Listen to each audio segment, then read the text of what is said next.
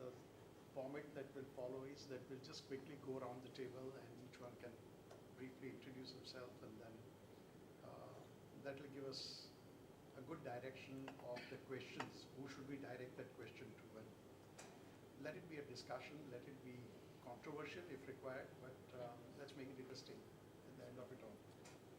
So, starting with you, Atul, you want to talk about what you're doing in Kohinoor and how is the market treating you, or how are you treating the market, and where do we go from here? A little bit of crystal ball gazing into, where do we go from here? To start with, let me give a background about myself, about my company's Please. background. Kohinoor is into education, hospitality, real estate, power generation, and healthcare. As far as real estate is concerned, our focus is mainly in Mumbai. So if at all any question related to outside Mumbai, I will not be very familiar with those questions. Regarding the way real estate is going, last 1 year has been very tough, and specifically for the city of Mumbai, with specifically the new DC rules coming into effect. There was a lot of ambiguity, there was a lot of clarity, how it is going to affect, whether it is good for us or it is going to affect us, very badly. So that ambiguity is now clear, and there were 2 meetings and which were held by MCHI at Rangasharda.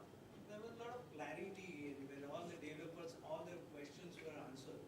And the best part is that today, I feel all the developers are very happy that there will be more transparency. There will be more level playing field. Otherwise, one developer who is honest used to pay price for the other developer who was, making use of those old DC rules where it could be fit to his advantage. So I think with this new DC rules, there is a lot of transparency and level playing field. As far as pricing is concerned, though all over the world the situation is not great, still in India I think we are doing pretty well. Rather last 1 year, because of this ambiguity in DC rules, and there are a lot of projects which has not started. Whichever projects has been started, where it is ready, they are getting demand for that. So still there is a lot of gap between demand and supply, and that is helping the developers where there is a product already in the pipeline. So what are the segments that Kohinoor is into? Right now we have got 2 projects. One is Kohinoor City, which is an integrated development project which is in heart of Mumbai, where it is, we have got a hospital, we have got a hotel, we have got a 1,000 residential apartment, 9 lakh square feet of commercial, 3 lakh square feet of retail. So it's an integrated development whereby all the elements are there. It's like a city within a city concept. The second project which right now is going on is just at the heart of Mumbai, is opposite Sedabar in Dadar. It's a 50-story commercial building. It's one of the iconic buildings which will be there in Mumbai, and a lot of people are really waiting when we are going to start, selling those projects. But that we are not yet launched so far. But that is one iconic building which is coming up, and then there is one more redevelopment project which is in pipeline, which I will not be mentioned to disclose now. That's fine. Good. I think Gaurav understands that. Yeah, he was the one who seemed most empathetic. Yes, I get it. I'll come back to you with questions, but I thought we'll just complete the round first. And I'm Jumur Ghosh. I'm a journalist with the Times of India. I've been working on the real estate beat for 6 years now. I started off with just one supplement in my kitty, which was Property Plus Central. I took over the supplement when it was about to shut down. So I left Education Times, which was a thriving brand, and I moved to real estate, and everybody told me I did career harakiri. But I think even 6 years back, I was fortunate enough to have the foresight that this will be one of the sunrise sectors of the country. It cannot not be. So we started off with Property Plus Central, then we went on to Property Plus Western because the model worked so well in the central suburbs. Then we started Mumbai Mirror per square feet because we realized, this format can work in a tabloid as well. ET Realty came to me a couple of years ago, all the special features. So barring Times Property, which is outsourced, anything which is real estate comes to me and my team. I feel privileged to be part of this panel discussion, but I must admit I'm here as a student, and that's what I told Ravi. I have come here because of all the innumerable story ideas this is going to throw my way. So I would like to believe that I'll be listening more and talking less because I'm really here as a So long student. sir is there, we are all students. Absolutely. I don't think I would want to speak in the presence of any of you. No, it's fine. Yeah. The reason is that if you do read confusion on our face, we are not the only people confused, everybody's confused. Everybody's confused, yeah. I feel the buyer is confused because every single day he's reading in the paper the prices are going to go down. But he's going to buy something, he finds that the prices have gone up. So he's thoroughly confused. I feel the lender is confused. Why? Because he's lending money and the developer is making all kinds of commitments to him, and he finds that things are not working out the way it was promised, and he's unable to understand why it's not happening, so he's confused. I feel that the developer is confused because with the DC regulations changing and all that, and not so much the future, because a developer is willing to get adjusted to new DC regulation for future development.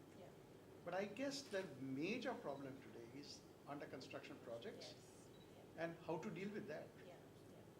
Where you have already created third-party rights, and how you can't really cut back on areas and all of that. So he's confused. The government is confused because The most confused. the most Most confused. You said Yeah. that, I didn't. We've said that on record. The most confused. Because they try all measures, like the Reserve Bank tries all the measures, and no effect is felt. I distinctly remember reading the Chief Minister's comments of the new DC regulation, and he says this will bring down the price. Yes. I'm sure he's surprised that it has not happened that way. So he is also a little bit confused. I guess some of us consultants are confused because we give advice at times. It doesn't work out the way we think it is working out.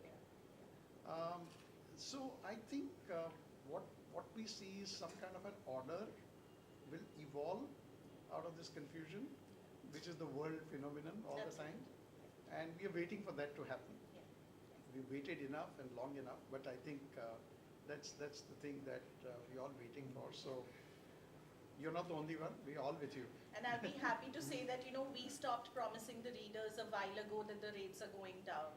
So now our official line is, you like something, you can afford it, go for it.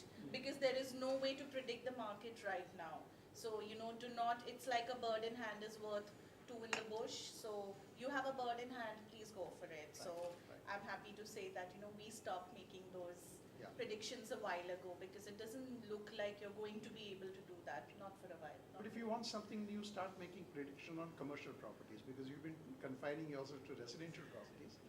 But actually, there is going to be an oversupply in the commercial. They're already, it's already headed that way. Yes, and we are seeing huge amount of not only vacancy levels, but we are also seeing huge amount of rent negotiations which are taking place. And something which was going for 175 rupees per square feet now can be picked up for even 100 rupees per square feet. That kind of a reduction. So anyway, it's something, food for thought. To take that what Jumur has set forward, we had a story on this, is 2012 right time to buy. And we also came to the conclusion that if you are a genuine end user, any time is the right time. So we met last year for the first time for this kind of an interaction, and we came out with this handbook, which was our inaugural edition, a bit of experiment from our side. But I am happy to share with you that the kind of response that we have got. This year I have advance copy booking from places like Dubai, Singapore. So people have liked it. One of the leading player has immediately bought 200 copies because they said we want to distribute among all our senior management. So this experiment has gone really well. We must compliment you on that. And since this was an experimental one, so next one we are trying to take the bar a bit higher. This is around 250 pages.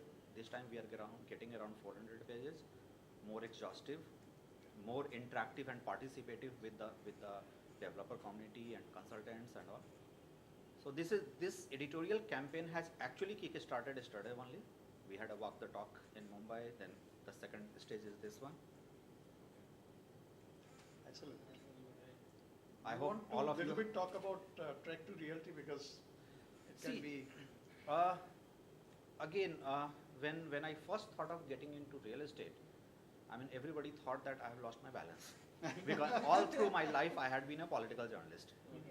Just a matter of fact that I took a break from journalism, and at that point of time, a leading real estate company approached me. They were coming with an IPO, so I became a consultant with them. After that, I started writing on real estate, and this is how my journey in real estate began. So over a period of time, I realized that when it comes to real estate journalism, mainstream media does not give you any coverage. Unless and until you do something pathetically wrong, something which makes a headline kind of a news, they will not give you any coverage. Then you have Times, HT and all other newspapers marketing supplement, which is more of marketing driven. And during those days, it was more of marketing driven because at that point of time, because of the barter deals, things were happening in a given direction. Then as far as digital format is concerned, you have buying selling platforms. So I thought there is a room for a genuine news platform. So that is how Track to Realty came as India's first e-newspaper. By the end of the year, we thought of taking it further to the next level. Then again, I did not want to end up again being a Xerox version of Times Property or HT Estates. We did not want to end up as a B2B magazine. So we thought of coming out with this yearly handbook.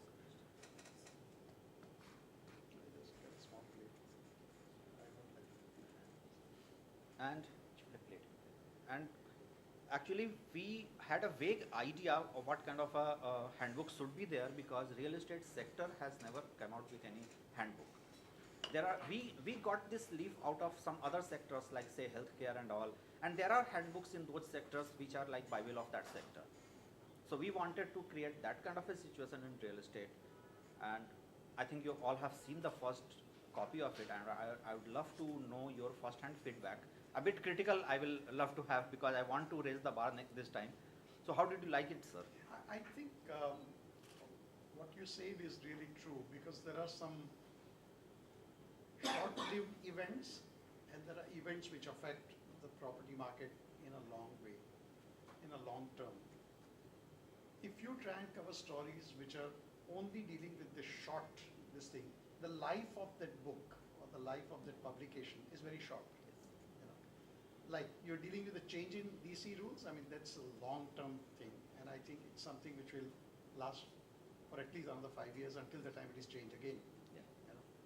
But if you take a short story of some developer having run into a problem on funding and he got an extension of another 3 months or something like that, that we all know.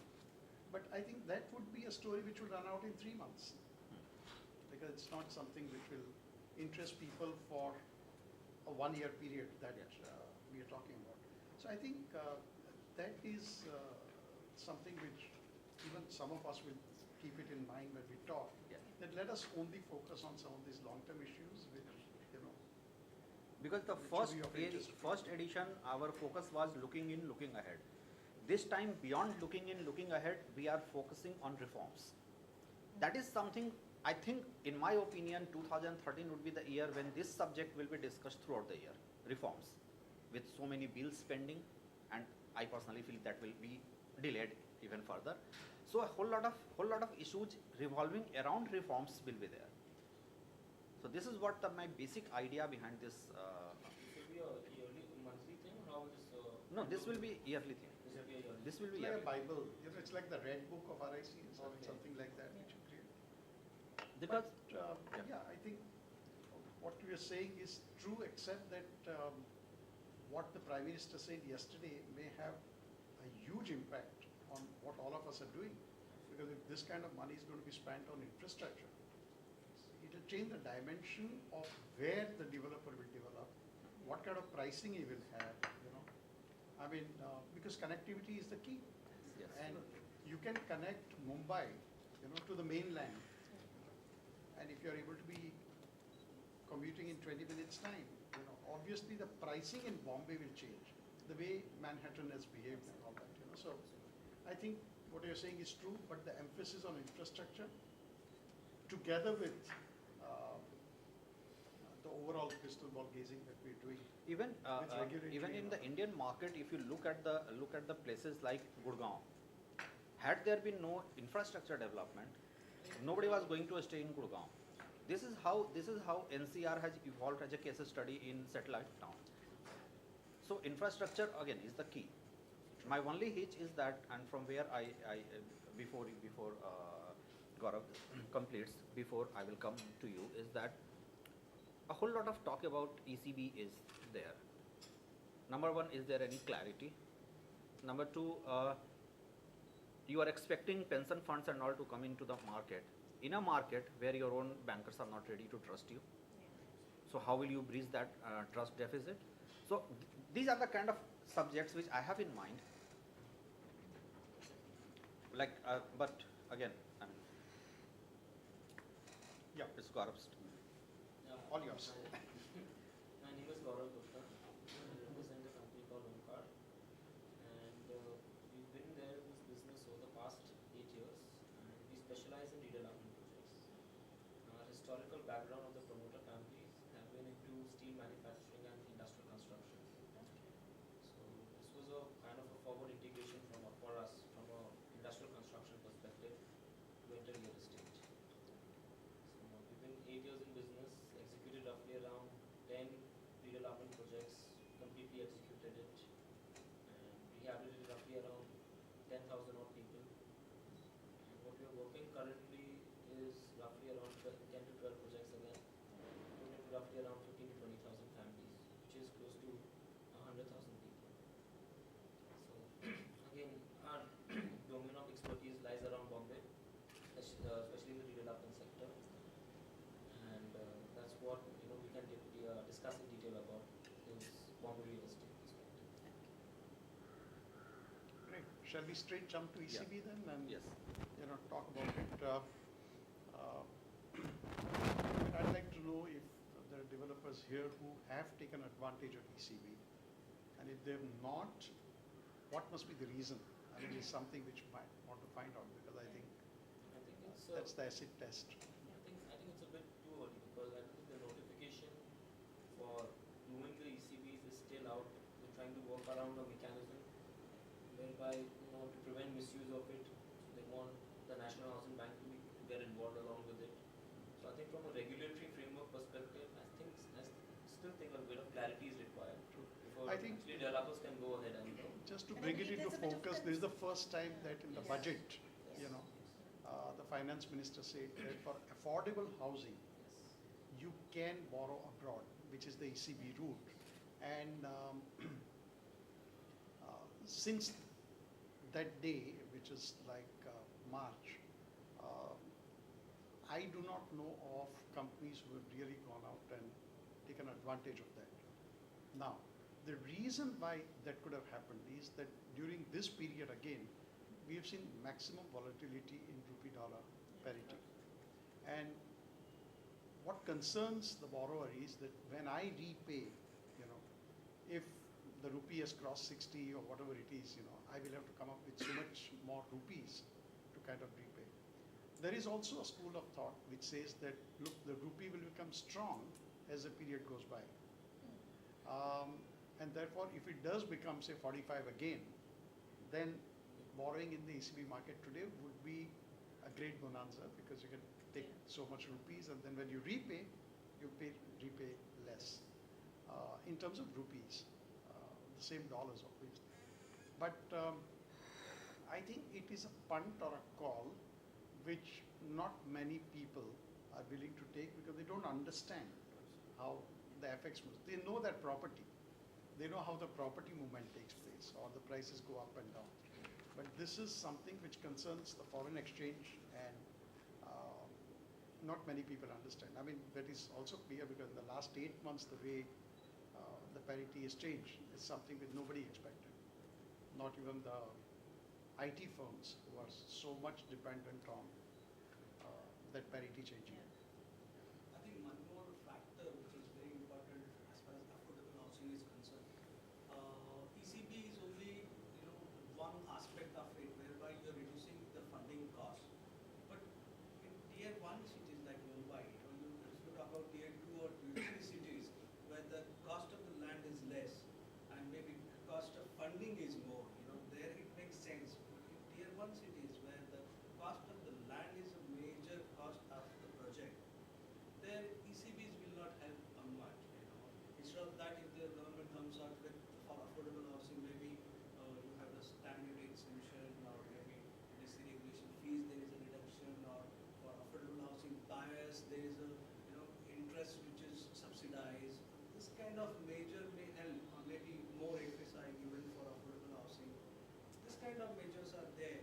Maybe it will help in tier 1 cities like Mumbai. Otherwise, just ECB is coming for affordable housing whereby you can say 90% of the flats you are building has to be less than 900 square feet, and 10% you can use for premium or commercial use.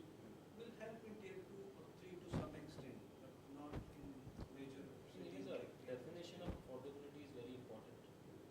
What is affordable in tier 2 and tier 3? You can't have the same definition of affordability for tier 1.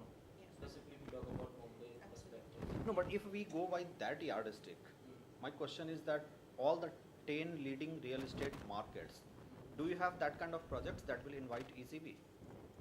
That's a, That's why the definition of this thing is very important. According to me, it is not. It is important, but to my mind, what is more important is that people are unable to predict which way the dollar is going. I mean, they are reading horror stories about some listed companies because they are required to mark to market, all the borrowings which they've done. And today, some of these companies are in huge problem, where every quarter the adjustment is to the extent of 1,000 crores and more. I mean, some of the very leading companies. So therefore, I mean, their entire bottom line for the quarter gets wiped out because of just one factor which is completely outside their control. I think the developer will think twice before kind of committing himself to doing this because A, like Atul said, I mean, can you buy land with that money? The answer is no. You can only fund the construction cost, and the construction cost in affordable housing is never more than 33%. Normally in all, as you know, I mean, construction cost can at the most be 50%, but otherwise, to fund that 50%, whether to take that exposure on your books is something which people will begin to wonder. I think that really explains why not many people have come forward to take advantage of this. So you mean to say when the government, came up with this, they were not able to anticipate that the industry would for very obvious reasons, think of it this what way. had happened was that through some of these organizations like FICCI and CII and all, we had appealed to the government that ECB should be allowed for construction to the developers for the real estate industry. Now, this request was made in the last 2 years. I mean, it's not a recent thing. We've been saying that, look, in fact, what we've done is we've put it indirectly to them. We'd said, give us industry status. All right? Now, one of the fallout of the industry status would have been ECB. Had we got the industry status, ECB would have been automated, right? What they did is they did not give it the industry status, but allowed ECB. Now, it's a typical attitude of the government to give and not to give. I mean, we've also seen this for other income tax section where if you build those small apartments, you get full tax exemption. How many people have been able to do that? And for smaller reasons, it's been denied. So, I mean, that's the thing. do you mean to say that ECB has turned out to be another policy ambiguity kind of?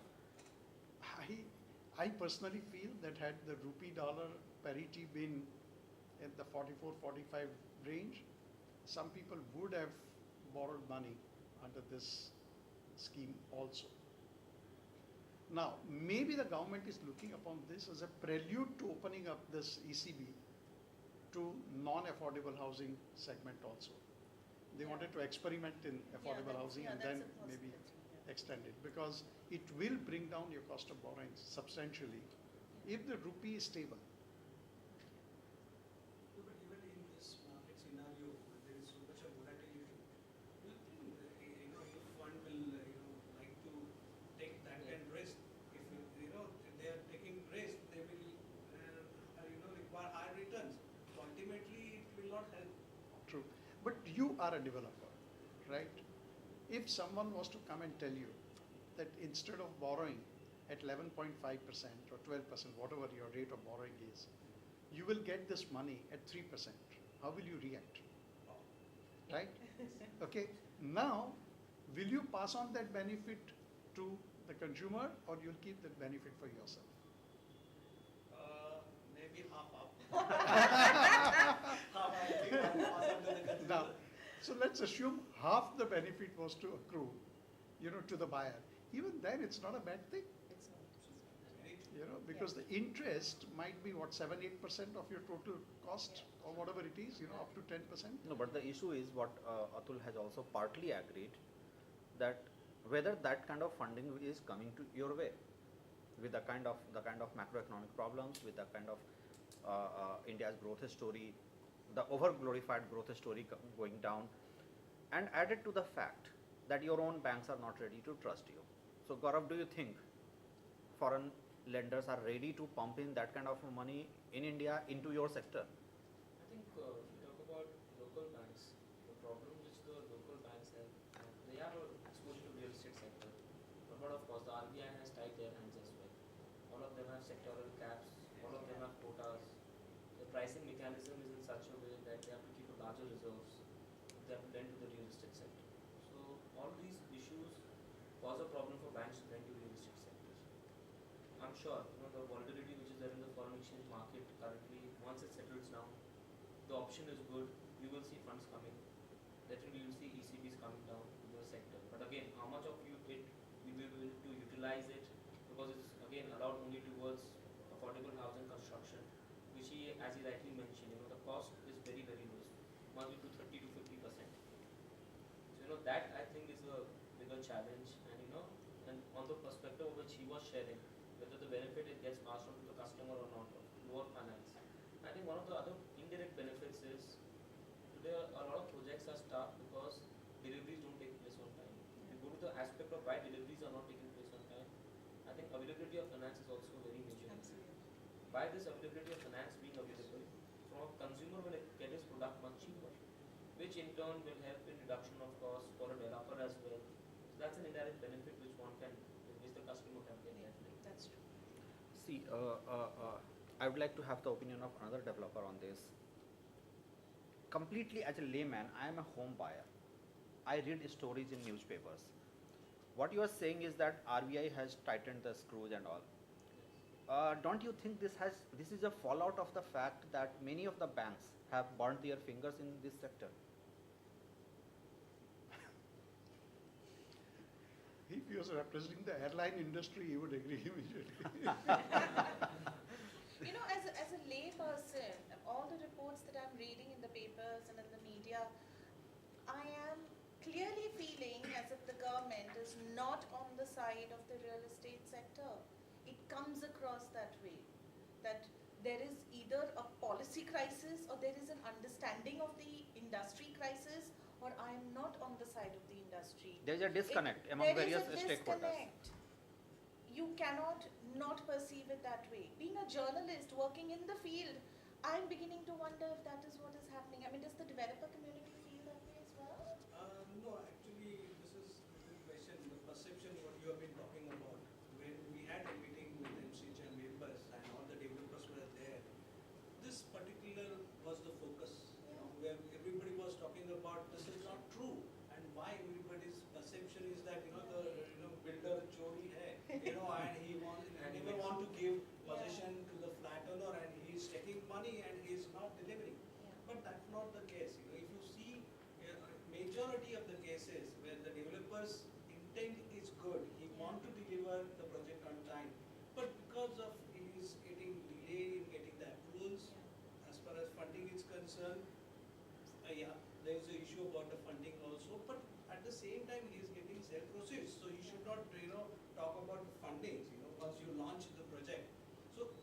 But sir, problem let me happens- interrupt you Yes.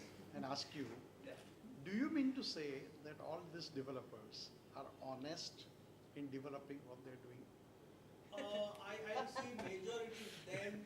The only thing is that their calculation has gone wrong in the sense when they want to expand, they have gone for land banking, and that money has gone, in buying a land Yeah. for future development, and it has backfired. Atul So Saab? the intent was, I can say, it was some of the developers being more